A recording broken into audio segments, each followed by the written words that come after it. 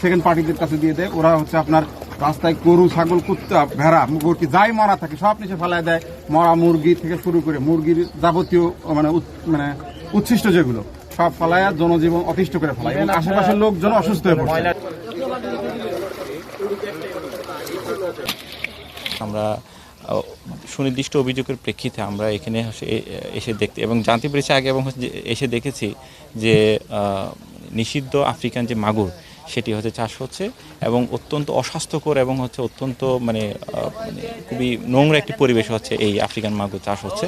এবং তার প্রেক্ষিতে আমরা আজকে সরেজমিনে এখানে সকালে এসে দেখতে পেয়েছি যে এখানে এটা খুবই বিশ্রী দুর্গন্ধ এবং অত্যন্ত নোংরা পরিবেশ। দেখেছি মরা মুরগি এখানে ছড়ানো ছিটানো, মুরগির বিষ্ঠা এবং আরও অনেক গৃহস্থর বর্জ্য দেখে এখানে পুকুরের মধ্যে, এবং সেগুলো আপনার মাগুর মাছ খাচ্ছে। আপনারা নিজেরাও দেখেছেন, কিন্তু এখানে আসলে দুর্গন্ধে কিন্তু আমরাও কিন্তু দাঁড়াতে পাচ্ছি না কিন্তু কেউ এখানে, এতটা দুর্গন্ধ। তো এখানে আমরা সরেজমিনে এসে কিন্তু কয়েকজনকে হাতে নাতে ধরেছি, তারা কিন্তু মাছ ধরার প্রস্তুতি নিচ্ছিল।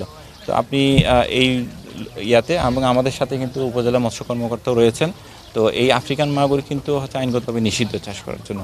তো আমরা হাতে নাতে এসে দেখতে পেয়েছি আসলে এখানে কি, এবং আমরা বেশ কয়েকজন অভিযোগকারীর অভিযোগে পেয়েছি যে অনেকেই আশেপাশে যারা বসবাস করছে অনেক কিন্তু শিশু এবং অনেক বাচ্চারা কিন্তু অসুস্থ হয়ে পড়ছে এবং অনেক কিন্তু ডাক্তারের শরণাপন্ন হয়েছে।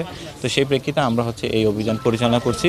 আমরা আশা করছি আরও আশেপাশে বেশ কয়েকটি পুকুর আমরা রেকি করেছি, সেখানেও দেখতে পেয়েছি যে সেম এই বিশ্রী এবং নোংরা পরিবেশে আপনার বিশেষ করে যেই দুর্গন্ধ জাতীয় যে খাবারগুলো সেগুলো এখানে ছড়ানো ছিটানো অবস্থায় আছে।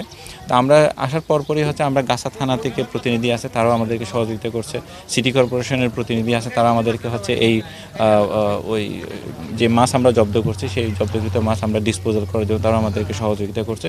তো সকলের সমন্বিত সহযোগিতায় আমরা এই অভিযান পরিচালনা করছি এবং আমরা অ্যাসিওর করছি যে জনস্বাস্থ্য হানিকর এবং বিশেষ করে বৃহত্তর জনস্বার্থে আমাদের এই অভিযান আমরা অব্যাহত রাখব।